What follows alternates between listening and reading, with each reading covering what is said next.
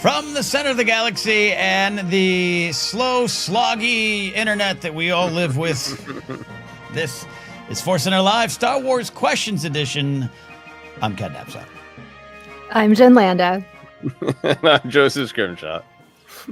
We are here to answer a big Star Wars question, maybe take some questions from you out there in the audience. As always, we'll be looking for your super chats, but it's not necessary to join the conversation. Just ask the question. If we like it, we'll set it aside. And, of course, on our main topic, get in there and discuss as well. And, yes, if you're seeing us, we did what normally we deal with on live streams. We record a big episode, then we have to upload to the cloud so we can put the other episode up for tomorrow, but then we're also going live, and the internet does not like two things at once. So you don't need to acknowledge it. We know. Competing against their own bandwidth. Yep. Yes. And meanwhile, enjoying a great discussion in the chat about everybody's work condition, about whether they're watching while they work, playing hooky from work, currently unemployed, all sorts of interesting demographics going on. Mm-hmm. I am both. This is my job, and I'm unemployed. It's a weird slog to get through. What even is a job these days? Yeah, what is a job? We'll also say up top, Jennifer's going to be dipping out about halfway through the show because life collides with podcasts often. So, Jen, we're happy you're here, though. You're back. I am back. Mm-hmm. I'm back from the East Coast. I'm back in the New York groove. I love that song. Yeah. I do own Ace Frehley's solo album during the Kiss years. Oh. But that's it. That's it. Somehow Jen returned. When you say you own it, does that mean you don't listen to it? I do, and I love New York groove. But over the years, Ace, I wouldn't say someone I throw my lot in with politically. Someone I do still have. He's an old rocker. And old rockers have taken turns. But I do enjoy Kiss, and I do enjoy his album that they released. He released when they all did the 4 solos. Right. There you go. We are here for Star Wars Question. Joseph, you got a wonderful question that's going to take us on a wonderful conversation. Yes, this comes to us from one of our patrons on Patreon. If you're a patron and want to ask a question like this, you can just go to our Patreon page and scroll down and find the prompt. We still got a couple good questions to get to, but we are getting a little bit thin. So if you have a question that you think would make a good conversation starter like this, feel free to throw it in. As always, we also encourage people to give us a little bit of their own perspective of kind of the why that they're asking this question. And that is exactly what we have here. This comes to us from Joel Davis. Joel says, "Hello, ForceCenter podcast. My question for you is this. Do you think one thing that the newer Star Wars lacks compared to the older Star Wars is the fact that we, as older Star Wars fans, don't have the time or energy to rewatch it over and over again until it becomes ingrained in our memories?" I was thinking about this when Ken mentioned how he hasn't seen Ahsoka since it initially premiered, but plans to watch it again before season 2. Now, obviously, if one's opinion doesn't completely change after a rewatch, that's valid. But it did make me think that, like Ken, I have only seen Ahsoka once, whereas the prequel trilogy is something I've watched so many times that I could practically memorize it by heart. I can only imagine original trilogy fans destroying those VHS tapes and having the entire OT memorized by heart. Those rewatches are what really make our love for those films and shows real, more than just the initial release. So basically, what I'm asking is, do you think we, as older fans, need to do better at rewatching the newer material and shows more often as we did with the older material, rather than watching it once and moving on to something else in order to truly form our opinions? Love the podcast, Joel. Thank you, Joel, for this great question. And I love, Joel, that you are defining older Star Wars fans as people who grew up with the prequels. That is, of course, fair and legitimate, but makes me feel even older. Anyway, I think I'm fascinated by this because I think it is about age, but I also think it is about media environment and how many shows are available and how we are encouraged to watch things, how the discussion sphere encourages you to gobble them up, digest them, and move on to the next one. So I think it's kind of a multifaceted question along with age. Jennifer, you can't be with us as long, so I want to be sure to start with you. what is your big picture reaction to this question? How do you feel about rewatching the newer stuff versus how often you rewatch the older stuff? For me personally, it's about TV shows versus movies. I'm more likely to put on a movie, or back in the day, it would be on TNT, a Star Wars movie, right? And you catch that and you might sit down. I can have that on in the background, doing things or just being there. With TV shows or streaming shows, it's much more difficult for me, especially, and I thought of you, Joseph, because I was watching My Melody and Karomi on Netflix with my kids. And every episode was such a major cliffhanger that I Mm, was like, we're never going to go back and rewatch this because it feels so incomplete as individual mm, episodes. And I don't think Star Wars shows necessarily kind of suffer that same kind of thing, but it's definitely there. And it makes me less likely to just go and watch just one episode. I kind of feel like I need to sit down and watch the whole season. and like go on the journey. Yeah, exactly. Yeah. I wanted to also be sure to ask you, as our resident parent, about viewing habits of kids these days. Um, your kids rewatch things, right? Even with the entire internet to choose from, they have their favorites that they request. Is that correct? That is 100%. So Bluey, I cannot tell you how many times they have watched those episodes. But they're so good because each episode is so complete. They're so complete that they've made books that we have based on those episodes. My kids want those. My 5-year-old wants those books to relive what she watched in the TV show. Um, Another one that's been on heavy rotation is K-pop Demon Hunters, and that's a movie. Mm, And my kids, mainly my 5-year-old, will sit and just watch it from beginning to end. And then she'll watch it again. And then I'm watching it on the second or third time. So those are the ones that are in heavy rotation. So even with everything to choose from, with something like K-pop Demon Hunter, your kids are having the same sort of experience with, like, I've told this story before, but for my birthday, I think in 1985, 86, we didn't have a VCR. We rented a VCR player and Return of the Jedi, and my brother and I watched it as many times as we could in a weekend because that's what we wanted to watch. It wasn't like we watched it once, now let's watch Gilligan's Island. But it was out of love of the thing because we want to see the thing again and again. And that's exactly with the whole world available to your daughters. They just want to see it again. Yeah, I think for Bluey, it's certainly the story, the heart behind it, and the characters, the humor. For K-pop Demon Hunters, it's definitely the music is a huge part of it. When we go in the car, we listen to it. Then we come home, and my kids will be like, "Oh, let's just watch, Your Idol, just the one song," or Mm, they'll watch it over and over and over again because it's like watching a music video. Really, is what it is because we don't have MTV like we used to. hmm Mm. Oh, yeah, that makes sense. Um, eh, do you think that something like K-pop Demon Hunters, is that right? Is that what it's called?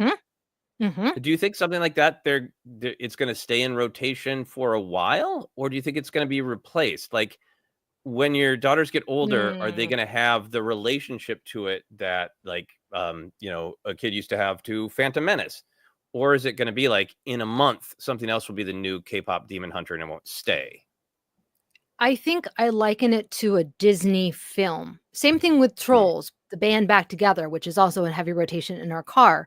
It's the music that you are like, "Oh, I remember that time period." Frozen, right? The Little Mhm. Mermaid, Moana. All these movies have, because of the music, it's like it makes you want to go and watch it again. It's that Mm. tie-in. For us as kids, or from, it was about maybe the books or the toys or whatnot, but for my kids, it's about the music. Um, and even now, like, we might wanna watch something, I don't know, like Aladdin or whatever.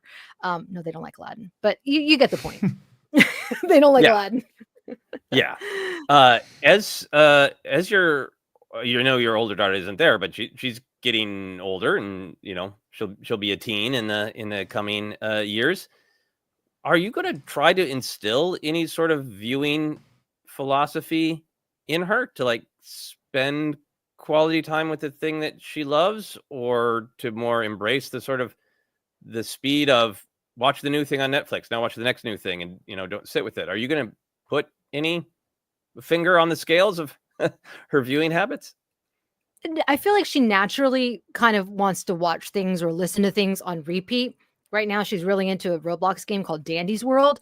And Dandy's World is genius because it has its own story and lore with these characters. And I'm like, creator of Dandy's World, please go and make a TV show or a movie, because there is a huge audience that want to see these characters in a show, in some form of, like, I don't know, animation. Anyways, yeah, she's like me. She has no problem reliving things over and over again until she gets so sick of it that she's like, I don't want to watch that anymore.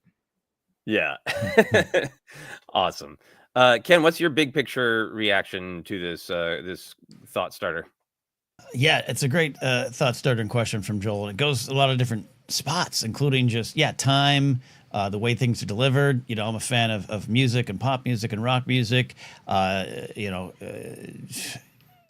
was trying to think the other day, like, I have yet to listen to Lady Gaga's Mayhem track 1 to the final track. I've yet to sit down and do that. Big fan. She influences me creatively in a lot of ways. I haven't had time, and so it's like that's kind of where a lot of us get. But I think what it gets to is a lot of, and no matter the generation, this is what happens. We grew up with the original trilogy. We were on the playground with the original trilogy. We're quoting it. We live with it. Even things that might be considered quote unquote bad, we love it because it's a shared experience with your friends. In 2011 or 12 is when I first met my buddy Mark Riley, friend of the show. A lot of people know Mark from the Schmoes days. He was in a play called Star Wars in 30 Minutes. And then Lucasfilm, at George's kind of insistence and request, had them expand it to Star Wars in 60 Minutes, which included the prequels. So they used to do 4, 5, 6. Now they're doing 1, 2, and 3 in the second half of the show. And I went and saw it. That's the night I met Mark. And I was saying to some friends after, it's like, yeah, that just kind of proved that, those movies aren't as good because the lines aren't as classic. It was so wrong because at that point, 2011 range, even though I had that kind of like, I secretly like some of the things in it, I hadn't watched as much. Now, flash forward 12, 13, 14, almost 15 years later, which is scary to think, because of this podcast and the Star Wars world expanding, I throw in Phantom Menace all the time. And now, lines that I overlooked and don't consider classic, but like Storm's coming, Annie, you better get home is one of my favorite lines or moments, right? Because I've lived with it. And that's just natural. But I think it's easy to forget that when you're out in the wild or you're on a podcast and you're talking about something new, that you don't have the time or just, the interest in living with it for 60 times a year, right? Rewind that VHS tape, collect the cards. Now you're swinging through like a wrecking ball going, yeah, it ain't as good. Meanwhile, there's people who are like, yeah, no, I watched Attack of the Clones 75 times in the summer of 2003 on VHS or DVD. Mm-hmm. And it's not just that repetition makes you overlook bad things or anything. It's just like, yeah, that's kind of what made Star Wars classic to us. There's a lot of reasons, as we know, and then it's good, and it. But like, yeah, we live with it, and we don't get to experience that as much. Mm-hmm.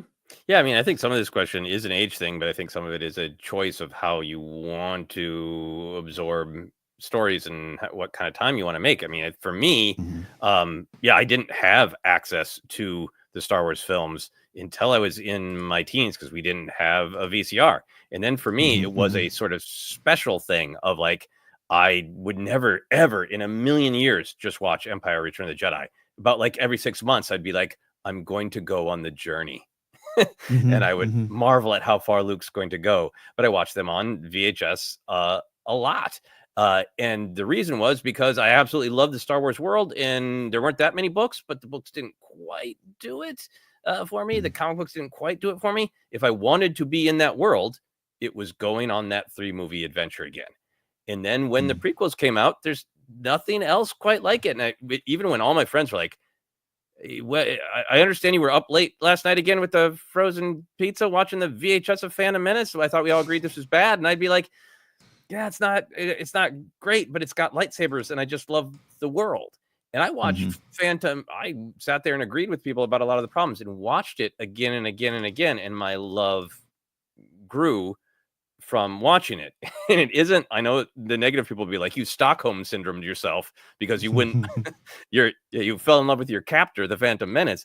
But it really was that it wasn't just my knee-jerk reactions. It was spending time with each moment, each choice, and noticing how cool that shot was. And actually, that Jar Jar line is actually quite funny. Because I gave myself time to get past the knee-jerk reaction. And I think we're certainly not having that a lot nowadays. We're not. If somebody watches The Acolyte once and they hate it, period, they don't rewatch it and revisit it and see if, was I in a really bad mood? Was I framing The Acolyte based on something that was going on with another television show I was watching? I don't think people are giving themselves a chance to revisit shows in a different mindset. It's one of my pet peeves of an industry that we've all been a part of for a while, but I think an industry that has also destroyed so many conversations out there about art, out of the theater reactions. Like, I don't mind those. That makes sense. Like, hey, I just came out of blank. Here's what I thought. Yeah, absolutely. But often those creators or those people who are listening to them don't go back and revisit what they've what they're talking about, and they don't dive any deeper. You're going to miss some things. You want to focus on one thing here.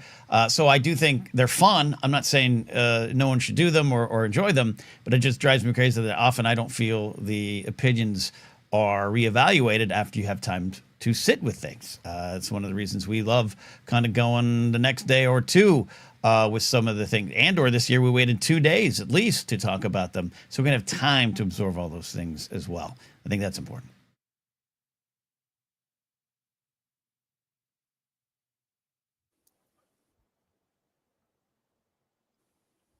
Hello. Hey, there I'm we back. go. I think I cut out. Froze for Yeah, a I moment. got cut out.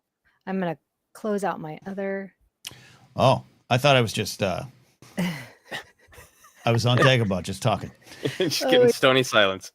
Yeah, I'm gonna close out that one. What I was thinking recently was how back in the day it was easy to kind of encounter things that were outside of even your friend bubble or what people might have been talking about, just because it was on and there was such a limited amount of programming that's how I discovered Columbo. I would have never watched Columbo as a kid, right? Like why would I want to watch it on my own? But I discovered it through reruns and because there was nothing else on, and I'm like, I love this show. Right. And I just think about, like, for my kids, like, there's so many choices.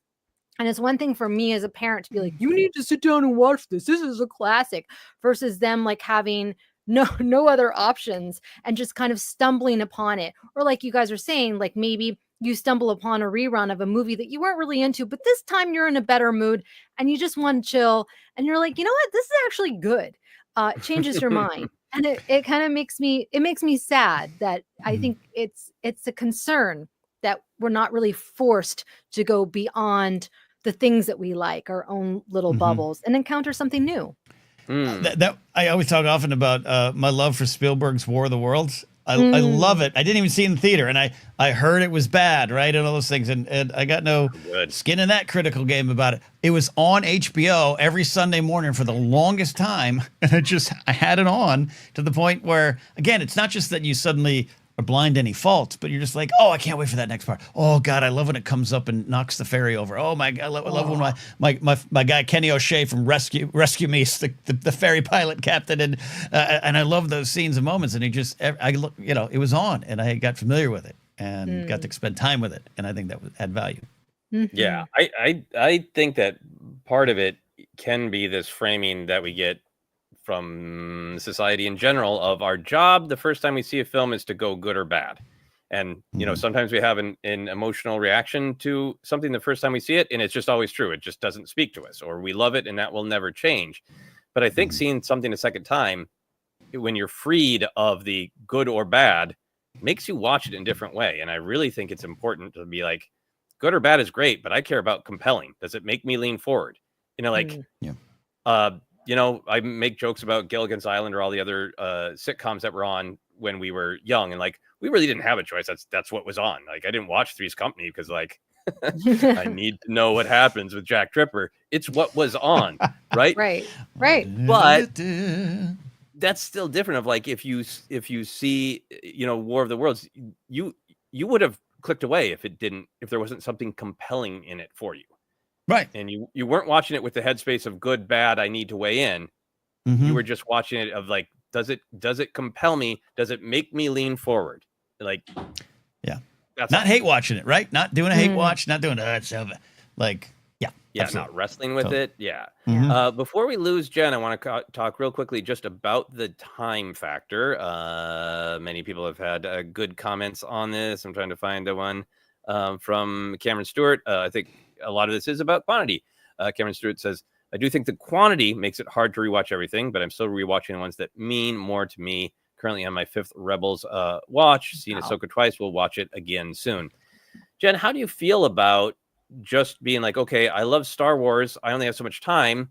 I have time for a rewatch, and I'm going to choose which of these Disney Plus shows has meant the most to me.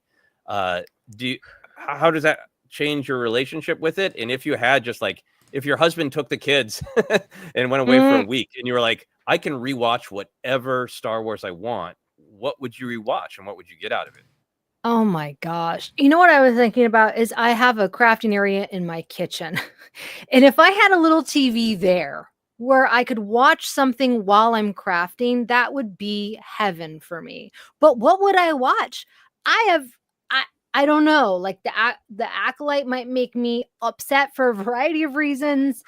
I'm kind of wondering, I think maybe Star Wars Visions might be interesting to rewatch, just because I've only seen it once, the different seasons. And there were some things I really, really liked. I'd like to go back and revisit it.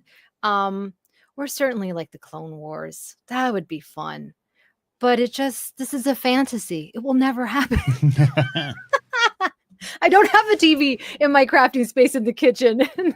I don't even craft anymore. So, it's a fun fantasy. All right. We got to get Jen a portable TV to just slide on into the crafting room. All right. We'll work on this. My crafting kitchen. Oh, Joseph, you're muted. Oh, we've lost. Yeah, we lost him. Oh, no. Not on my end. I can't hear him. Can you? Yeah, no. Maybe go in and out. We'll commute. Yeah. So he'll go in and out and figure it out. Jen, though, we're going to lose you soon here.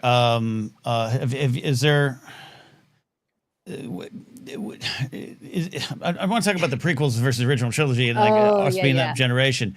Was there a point where you got to spend more time with the prequels and it opened up your mind a little bit? Was you just hanging out with us as compared to popping the VHS for original trilogy?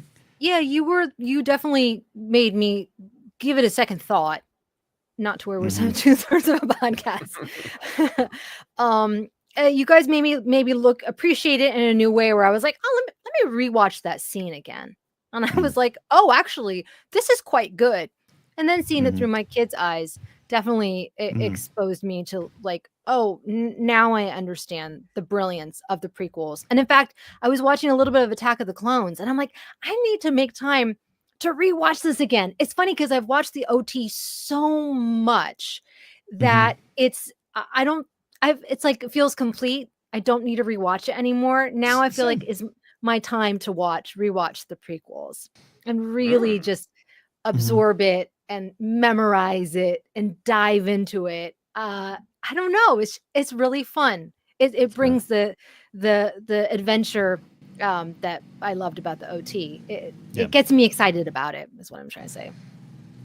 And I think it's okay too. And Joseph, I don't know if you feel this. Jen, I know we've got about a minute left with you here, but like there's this weird maybe I just feel it of like, obviously OT kid, and I have a great love of Star Wars beyond that. But sometimes if I have that urge to like, I'm going to watch Star Wars, but I don't want to watch original trilogy, and I feel guilty about that, like I'm letting down the 7-year-old inside me, or I'm going to listen to something that isn't the Beatles today. Was the first time I kind of experienced that in like the 90s because I was such a Beatles kid. I was like, but I can't let the Fab Four down. This is my band. I'm one of the people that loves them. And it was freeing to be like, no, watching Star Wars today can mean Attack of the Clones. And for me personally, that was valuable to realize. Am I alone on that island, Jen? No, isn't that funny? It feels like am in a new chapter of my fandom.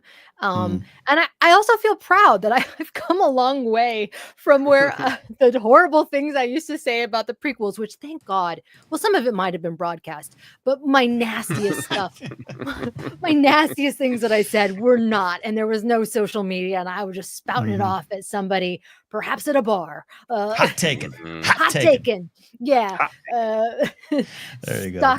Stuck in that Gen X way, right? But no, now I've grown up, and I feel good about that. The people can change, even when it comes to Star Wars.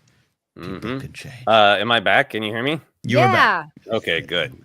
Whoo. Yeah, I really agree with everything you're saying. I love the original trilogy, but sometimes I feel like I know it so well. And sometimes when like, what do I feel like watching? Like, I feel like watching Attack of the Clones. And that's one of the things that's really got me on this sort of forget good and bad framing. I'm more than capable of analyzing, script and film composition and everything, editing. But I'm just moved by what makes me lean forward. It's the same thing with Temple of Doom of like, that's probably the film that I have the most criticisms of, but it's the one I want to watch. And what is more important? It's what makes you lean forward.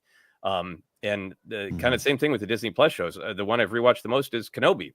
And maybe it's because it's contained, but it's also just, it's the one that compels me. It's just like, I just want to see this moment again. I just want to see that moment again. There's one shot of Darth Vader that I think really doesn't work. And sometimes I'm just like, I want to see that shot of Darth Vader that doesn't work. I don't think it's good, but I think it's really compelling. And I love that. Yeah. Jen, it is time, I do believe. Yeah. Gotta go get my ears checked, guys. That's what happens. As you get older, one day you wake up with vertigo and you're like, oh no, it's not the Hitchcockian movie, although I did enjoy it. This is real life. Because you watched it several times. Now those are the rewatches. Oh, Rear Window. I love rewatching that so much. But I digress. Okay, so now... Okay, you guys can't see this, but I have all new things here. So what am I going to press? Jen, you're just going to open up those 3 little dots we went through. You're just going to stop your cam and mute your mic. Do not exit the studio because I need your file. Like Joseph and I said, there's a trash can next to it. There's a trash can icon. It's really not cool. It's really bad. It's bad branding. It's really bad branding. I may go in the trash. Yep. Okay, bye. Bye. All right, there we go. We're still here. We're here about another half hour taking your questions. Got a lot coming in. We got some super chats we want to acknowledge. Let's do that. There, Mumbo Jimbo says, "Thank you, very generous super chat. We appreciate that, Jimbo. For me, the power of a Star Wars OT rewatch is comfortable nostalgia. As comfortable as a hot cocoa by a fireplace during winter, wrapped in a blanket and watching the snow fall through the window. I think that's a Gordon Lightfoot song, especially the Battle of Hoth." Love that. Yeah, I agree with that. There are those moments where you just kind of want to put that blanket on, Joseph, right? Yeah, no, I think there is a comfort in knowing the beats and having fun saying things with the film, which is a thing that I enjoy. I enjoy it as both like the warm blanket nostalgia, and every once in a while I like trying to really making an effort to on purpose rip my blanket off. Yes. And trying to see it again with fresh eyes. Because I think sometimes the comfort is great, but it's fun to also like try to see it in a different light. Absolutely is. Gaz Nottingham says, in my 40s and have rewatched Solo and Rise of Skywalker so many times, may go to comfort movies. Also have rewatched the series multiple times. Am I the exception? No. I'm not just saying this to piss people off in bars, but Solo and Rise of Skywalker are my favorite films of this modern era to put on and rewatch. I love Solo so much. I really love Rise of Skywalker, but those are just, they have a rewatchability to me that has a lot to do with it's on and I don't have to engage with every moment, but it moves so fast and it's fun and I love the visuals. I'm talking about both films. And I love the characters and love just like, like I need to go warm up a Hot Pocket, but I'm going to wait till the Pisana sequence is done because I love it. So I'm there with you, Gaz, on those. Yeah, and that for my wife, that's The Force Awakens. A little while ago, I think 4th of July weekend, we watched half a movie one night and then finished a movie in the morning. And she's like, can we just watch The Force Awakens? Like, she was maybe on Solo, but she really wanted to see The Force Awakens. And that's like her comfort Star Wars film of the modern era. Yeah, I think I'm going to be having a rewatch of that too, because we are We're in the 10th year of that film. Oh yeah, maybe we'll do a big rewatch. Yeah. Oh yeah, we'll do a ForceCenter one there. Cool. More questions coming in. If you got any on your side, sir, I'm checking. Yeah. A couple other super chats that we should acknowledge. We missed the one that is attached to that, so we'll go find that in a minute. This one is a slightly different topic, but we can take this one. Thank you. Oh no, that's connected to. Yeah, that is one. Okay. Yeah. Thank you very much for this this kind super chat and follow-up question. Follow-up super chat. How long do you think George imagined the Empire had lasted in 1977? The way Obi-Wan talks in his hut, it seems like a lot more than 18 years. Yeah, for me, my take growing up with the original trilogy and nothing else, the way Obi-Wan talks about a long time ago made me feel like it was longer. And even getting to Return of the Jedi when Leia, remembers her mother and, not much, just flashes and very kind, very sad. I kind of had the picture that, Anakin and the character I would later know as Padme had lived into the era of the Empire a bit. And Padme was sad at the state of things. Mm-hmm. So I always got the sense that it had been going on. I was too young to, if you had asked me when I was, watching the original trilogy, it's 19 years, a long time. I'd be like, yeah. And now it's like, it's a heartbeat. But I did get the sense that it was longer back in the day. Did you perceive it that way when you were younger, Ken? 100%. I perceived it as ancient history he was talking about.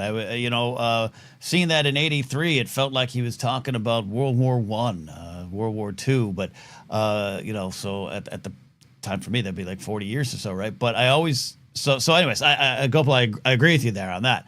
I think George envisioned a vibe of a long time ago in these ancient warriors. But at the same time, Obi-Wan's telling that story to a 19-year-old.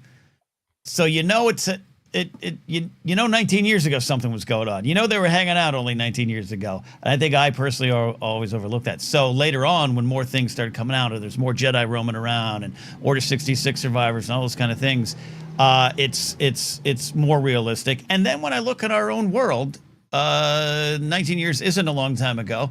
And also how fast things can be forgotten in our world and how things can change. 5 years seems like a long time. Mm-hmm. Yeah, no, and I think we should always remember that our own experiences matter. In 19 years alone, mostly alone on Tatooine, probably feel pretty damn long to Obi-Wan, Yeah. Yeah, absolutely. We got some more, so thank you for that one there. JJ Hawkins, I remember my father stealing cable to rewatch A New Hope. It was the first time we noticed the episode 4, the opening crawl. My father was crushed as he thought he somehow got the movie wrong. That's hilarious. Yeah, if you had known it without the episode 4, like, oh no, I meant to watch the first one. Yeah. I mean, I've talked often, but getting the Star Wars, the New Hope novelization and seeing that quote from Leia in the beginning taken from the Journal of the Wills, in every used bookstore in my hometown in Arroyo Grande and San Luis Obispo, I'd make my mom stop in and we'd search for the Journal of the Wills because I just knew there was more stories out there, Mom. It says it in the book. Yeah. There's a lot of great comments here on people's level of rewatch and style of rewatch. You got this one here from Eli. Rewatches are an interesting thing for me because I'm a younger fan who had the DVDs and then straight into online video streaming. I'll say I've watched the OT and PT more than anything else. I dearly love the sequel trilogy, but I'm pretty sure I've only seen all of them 4 or 5 times each.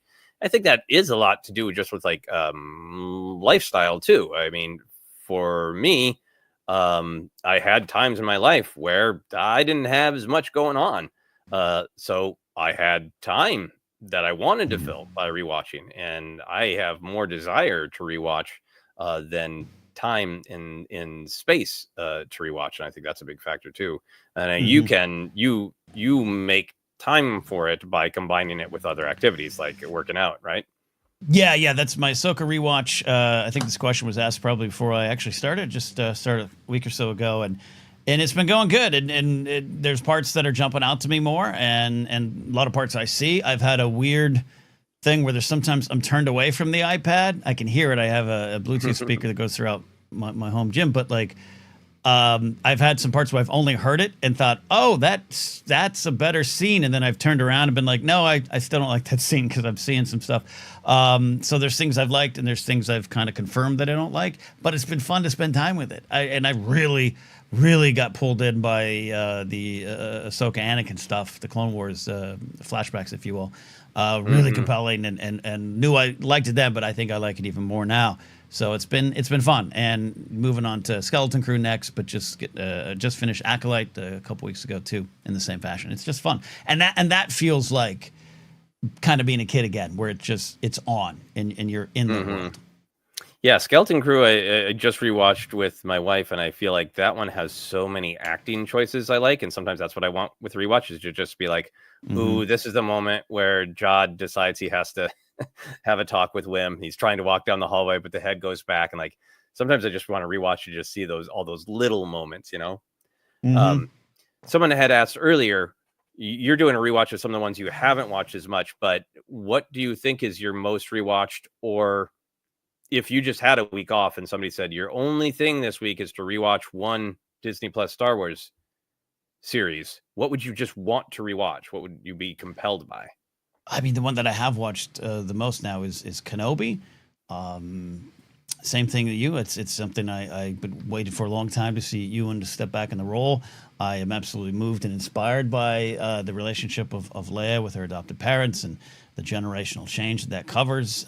So I enjoyed it. And yeah, some of the things in it that don't work still might not work, just in terms of the budget they had and what they had to get done to just make that show come out. But it's just a warm, fun feeling, that show. And I love revisiting that one. And I would probably do that again. But though Skeleton Crew, I haven't had a chance to rewatch yet. It's next. But I think that has the same vibe for me too. Yeah, I think Skeleton Crew and Kenobi are both great. I really I haven't rewatched Mandalorian season 3, which I'm really looking forward to doing, because there was so much going on. It was overlapping with Bad Batch and with Star Wars Celebration, which we were great. You know, honored to be at. I got a little distracted by some well-handled drama in the chat. I also haven't rewatched Book of Boba Fett, which I really want to as well, because I think that goes in my list of like, yeah, I get some of the concerns about it, but extremely compelling about it. And I'll definitely rewatching Ahsoka as well. Ken, I do want to ask you one other kind of big picture question about the contrast between, you know, original trilogy and even prequel era of like, hey, great, if you like the books, you got plenty of books. Let's say it's 2005 and you love Star Wars. You got 6 films. You got the 2 Ewok adventures. You got some 80s cartoons. You know, Clone Wars animated show isn't here yet. You got the Clone Wars micro series. You don't have really hour for hour a lot of Star Wars to choose from, right? If we're talking visual on screen, not the books and comics. And now we have so much. There's the time factor, but I never want to be like rarity gives things value. But I do think the volume of movies and television shows that are created and the way they're marketed can make them feel disposable.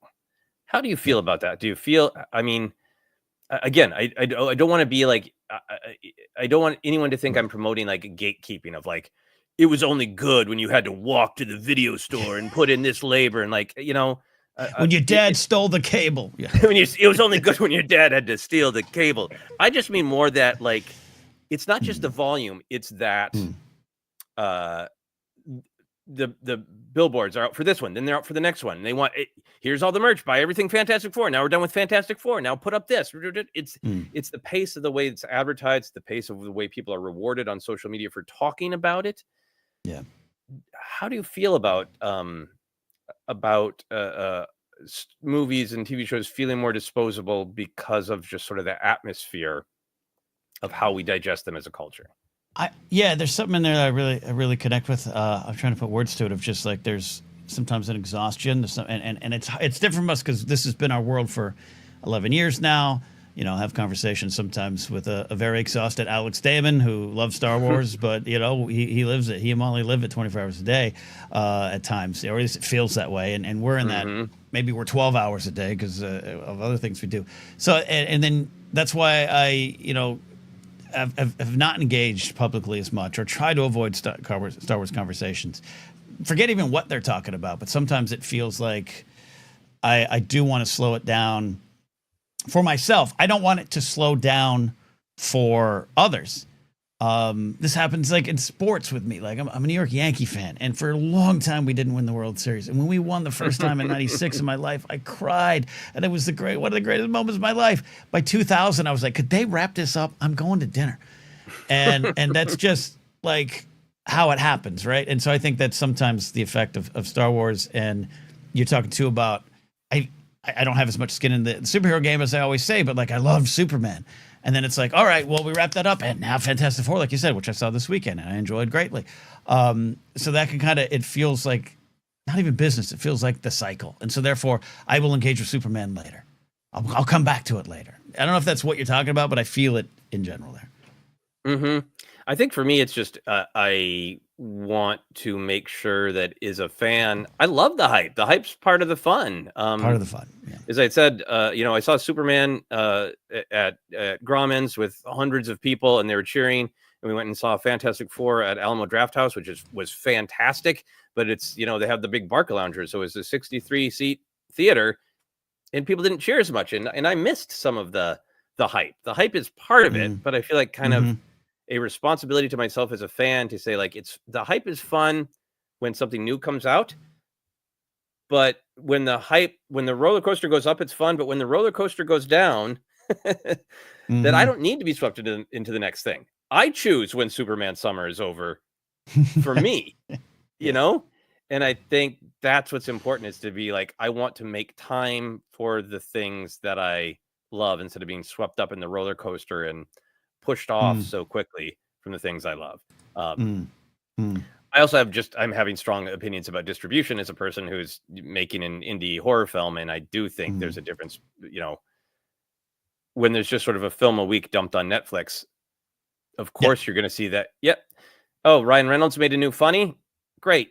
Is different than Ryan Reynolds made a new film and it's worth my time and money to go to a theater and make it an event. You do perceive it differently, in my opinion. And I think that there is a risk of art feeling more disposable because we're not pausing as often to make it an event. Yeah. Yep.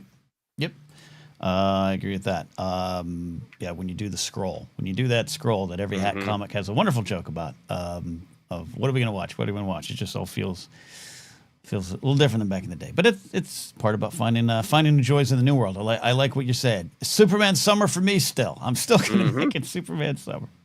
Yeah, I still got an action figure I want to look for. Hugo Chavez, rewatching the sequel series after Andor was powerful, and I truly enjoyed them more, even understood more, and it hit me more emotionally. That's part of what we're talking about here today too, and I think what's part of the spirit of Joel's question is when you revisit or you add context, and I think that is the benefit of a bigger Star Wars world now.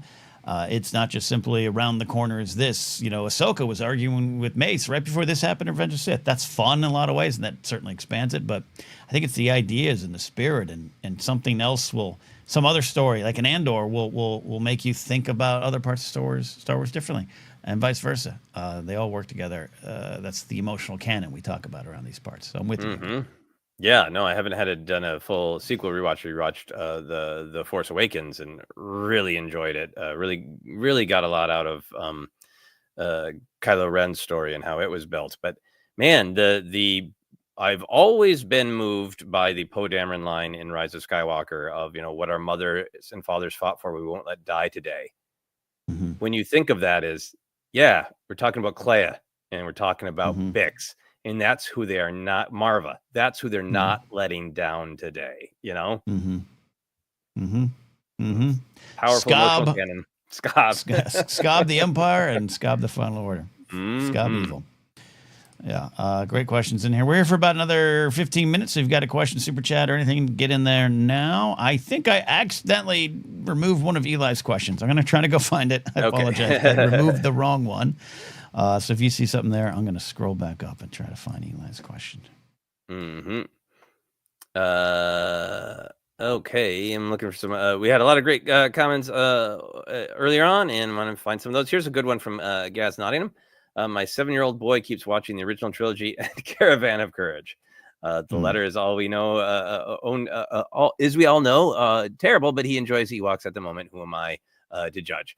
I've not rewatched those Ewok films since I watched them on a grainy television in the 80s. I can't wait to rewatch them. I'm kind of doing that thing where I'm waiting for like some moment for it to feel right. maybe it'll be Thanksgiving. I'll tell my wife, like, do you want to have Ewok Thanksgiving? Well, I think it's ForceCenter lore for some people who know, but you ordered the DVDs. I'm staring at it right over there, and we were going to do a ForceCenter view deep dive on the Ewok movies, and then they were put on Disney Plus, and I've never cracked open the seal of that one because they're now there and they're right there in front of us. And then I haven't watched them. Like we didn't do it. It was the old, now grass is greener. It's there right for you. Yeah, it was during the lockdown portion of the pandemic where I found them. They're relatively affordable and I got them for all three of us, and I still have mine as well. Mocking me. The Ewoks are mocking you. JMB, I know rewatchability is a huge factor or an indicator of how much you like a thing generally, but no matter how much I enjoy a thing, I tend not to rewatch all of them that often. And that for me, I connect with another areas that talked about music. I'm someone I used to write for a website called Tiny Mixtapes in the early 2000s, writing about music, and I wrote an article then about the death of the album and the art of an album and how we're supposed to sit and take this in. And Joseph, you said some wonderful words over the years, especially with LPs. Side 1, side 2 are very intentional. It's part of the experience. And then 2002, we were already starting to lose it, and now I've lost it. I find a new band that I love. It's very rare that I go and seek out the album. Usually, like Last Dinner Party is one of the bands that I did. Love their song, got the album, and it's an experience that I enjoy. But other bands that I discover along, The Vaccines is a band I love. I only have a couple of their songs because I haven't taken the album dive. It's just time, money, but also the way it's presented now, too, that's changed the game. So, JMB, maybe I'm talking above or around your question there, but I connect with that too. Of just like, I love something, I just don't rewatch them as much as I used to. Mm-hmm. Yeah, I mean, for me, it is so much about choice. I heard, Abracadabra from the Mayhem album, and I heard how much people were loving it, and I made a choice to really make time for the album, and I went and bought the actual album, and then my wife had dance rehearsal. She does modern dance, and so I have. For a couple weeks there, I was like, well, Tuesday night is my night to watch a movie or something. I was like, I'm not going to watch a movie. I'm going to make a cocktail and I'm going to sit and do nothing but listen to Mayhem. So it's not in the background. And I made such a bond with the album because I made the choice to prioritize it among the endless things I can, watch, read, listen to. It's hard. It's hard to make time to make that choice, It is, yeah, and I can say, hey, you get older, you get less time, and there's things going on. That's true, but like what you're just talking about, it's possible for a lot of things. Like I remember the excitement of you get the new album, you crack open the CD after you peel and pick at it, and then I would put my headphones on, lay down, close my eyes, and go, let's listen. And I might obviously know the single, and then I worked in radio, so I knew the stuff. But like, let's listen to what they're saying in this album, and you could still choose to do that. We have to fight against the desire to race through it all, I guess, and that can happen for movies. That's why I don't go to a lot of movies as I've made known before. But having the chance to go see Superman and Fantastic Four, and slowing down my life to watch the stuff when it comes out, so that I'm experiencing it as people are. It's been a long time since I've done that. I had a lot of fun this weekend doing it, I will say. That's great. That's great. Yeah, and yeah, it's so hard sometimes when I see something. I remember like when I was younger and a superhero movie came out, like that first Batman '89 was like great, now I can dine off this for years. Mhm, And other Marvel movies I like, where like it's really hard to make the time to rewatch them. I really enjoyed Thunderbolts, and I look forward to rewatching it. Time. Yeah, and Joel, who asked us this question, saying they are rewatching The Mandalorian and Andor with my dad. That's always fun too. You get to experience Skeleton Crew now with Sarah, who didn't get to see the first run. So that's a fun way to do it too.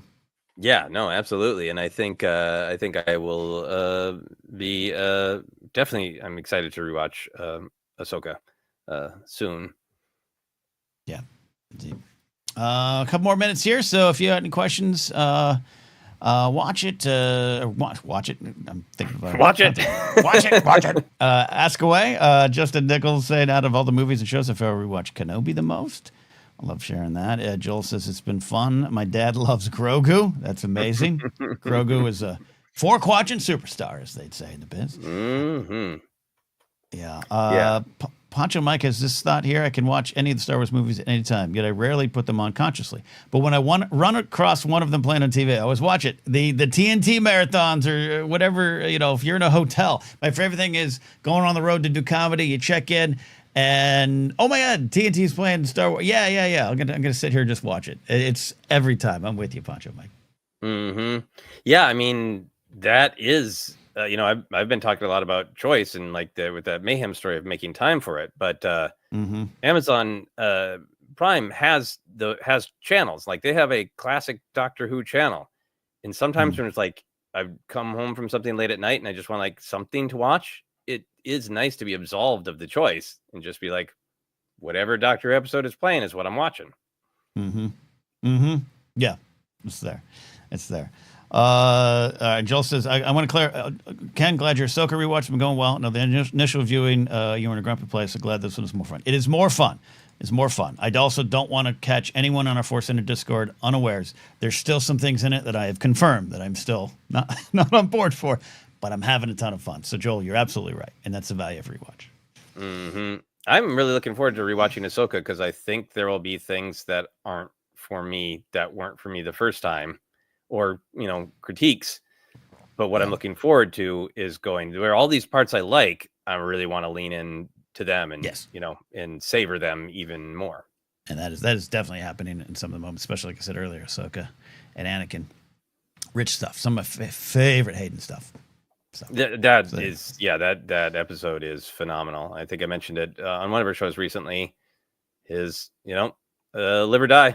Some things are complicated. Make a choice. Yeah.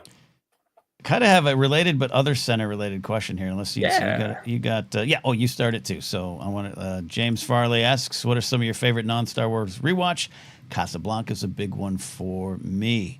So where do you go with that? There's a lot of ways to answer that. Classics, favorites, the movies that formed you. But where do you go? Yeah, there's a lot of that. I'm a big fan of the Scream films, so I've rewatched them a decent amount, and it's been quite a while. So I'm rewatching some of those as I do some editing and sound design for my horror film. And like, why do I like these? And the couple of real comfort comedies. Office Space is a comfort comedy for me that I can watch again and again. I haven't watched it in years because I watched it too much and I needed to back off and make it special again. But Hot Fuzz is up there. For me, yes. I know, we're both big Hot Fuzz fans. David Lynch's films I revisit. There's specific Coen Brothers films. I was late to the Big Lebowski party, but now the Big Lebowski is something that I like to rewatch a decent amount of times. So there's a lot of them. Pretty much every Halloween I watch the original Dracula and Halloween, the film Halloween. Oh yeah. There's so many classics. When Harry Met Sally, I've actually probably watched more than like even original trilogy Star Wars. I just kind of grew up on that. Loved it both as a film, loved it as Star Wars adjacent with Carrie Fisher doing some of her best work, but also then as I got into screenwriting, want to pursue that. Like it was the template in a way for rom-coms at the time. So I'd studied that, watched that, just love the film. So there's those. But lately I've had the opportunity. I won't say forcing myself, but I stumbled onto it where I've been going back to movies that I have like these are influential movies. One point, even handed it over to my therapist, a list of movies. This is about 20 years ago. He was like, "Could you give me the list?" And he was like, "Here's the 10 movies that make me." And revisiting them now, some of I haven't seen in a long time. So first example is Last Mohicans, the Michael Mann version with one of my favorite actors of all time, Madeline Stowe, Daniel Day-Lewis, and I love it. And I watched it again, and it's still as great as I thought then. And I used to watch it like 4 or 5 times a year. I haven't seen it in like 15, maybe 20. Like hadn't sat down to watch it, and it was interesting to see the parts that inspired me then that maybe I read wrong for myself and applied it to my life. Maybe I should have looked at things differently. And I did this with Eternal Sunshine of the Spotless Mind, one of my absolute favorite movies. And it formed me. I went back and watched it. I still think it stands up. I still like it. But man, it was amazing. I was like, oh, I took the wrong parts to heart. I got to see that again. Yeah. Yeah. No. Yeah, I took the wrong parts to heart and was like, mid-20s Ken let this part define him and didn't listen to what the rest of the movie was saying. Oh, man. And it was fascinating 20 years later. And I'd seen it since then, but to have this kind of intentionality in my viewing of let's analyze, that's the part that I wore on my sleeve. That's the part. That's the part that almost turned me into a Jorah Mormont insult. That's the part I should have removed and listened to this part of the film. So it's fascinating. Rewatches. I really want to see that again because I saw it right after I had broken up with a woman I dated for 3.5 years, and we had, anyway, yes. And I haven't seen it since then. And I just got so frustrated with the basic conceit that your memories would be removable. It was like, she has touched every part of my life. There would be nothing if it was removed. Like, I just couldn't accept the basic conceit. It made me angry. And I haven't rewatched it since, which I'm not saying I'm correct at all. It was my knee-jerk reaction because of where I was, It's a conversation. It absolutely is. No, I think it deserves a rewatch then, for sure. Mm-hmm. All right. Final thoughts here before we go. Oh, yeah. Yep. No, Justin says, I was just at Comic-Con about the Obi-Wan versus Anakin battle on Mustafar Black Series set. We're going to cover that on Star Wars News tomorrow, by the way. And that prompted me to watch Revenge of the Sith that night just from buying an action figure set. Oh, yeah, absolutely happens. Seeing a lightsaber or something out in the wild, and you want to go relive that on screen. I'm with you. Yeah. Joel Davis, our question asker this week, says, you mentioned Batman. My favorite Batman movie is Batman Mask of the Phantasm, the best Batman movie. You'll get no argument from me on that one, Joel. I love Mask of the Phantasm. I was lucky to be able to see it in a theater here in LA several years back, and I'm looking forward to rewatching it again soon. I love that there. I think we'd start this one from Nick. Nick says, I used to skip all around an album when I was younger. One of my best friends was horrified and taught me to sit and listen to albums start to finish. I've done that now for 20 plus years. Yikes, I'm old. Yeah, look, it's valuable. I'm a big fan of the band Haim, and I don't listen to a lot of their albums. I listen to the tracks. And then yesterday I've been staying with a friend all weekend, kind of helping him through some stuff. And so while he was resting, I just kind of put on the headphones and listened to their new album, I Quit, all tracks, and just kind of went on that journey. And it was like, oh, that's why I used to do this. That's how I came to love music. So we recommend it here. ForceCenter recommend. Listen to those albums, kids. Yep. Take your time with them. Let them sink into your bones. All right. I think that's about it for me on my end. Anything for you, sir? No. A lot of great comments and discussion in the chat. It's always hard to keep up with when people have so many great thoughts and questions. So thank you all for having such a great time in the chat. Absolutely. We really appreciate you hanging out this week. We will have Star Wars news looking at Comic-Con. George Lucas sets a record in Hall H. And then later in the week, stand by. It might be another episode. We might be going live because we didn't do our big live stream that we do monthly, where we might take calls and questions, those things. That might happen this Friday. We might have a 2 for this month, so stay tuned. As we said last week, but this week we are now on TikTok under ForceCenter Show. If that's your preferred way of getting clips and shorts and stuff like that, follow us there so you can help us spread the word of ForceCenter. There you go. All right. You know where to find us. You know where to support the show. You know where to listen to the podcast. But here you can also find us on social media at Knapsack for me, or my website, knapsack.com. Just announced, because it was just added, I'll be headlining one of the first days in the Burbank Comedy Festival at Flappers. So if you're local, got a big show on August 10th, 5 p.m. Lineup to be announced. Going to be a lot of fun helping to open up that festival. But Joseph, where can they find you and your work on Dead Media? Yeah, you can find me on all the social media. I'm going to be promoting Dead Media more as it gets closer to being completed. If you want more information on that filmmaking journey that I'm on, you can sign up, subscribe to my blog. It's called Finish Your Monsters. It'll pop right up if you Google my name and Finish Your Monsters. There you go. Finish your monsters, kids. All right. You little monsters. All right. We'll see you next time here on ForceCenter.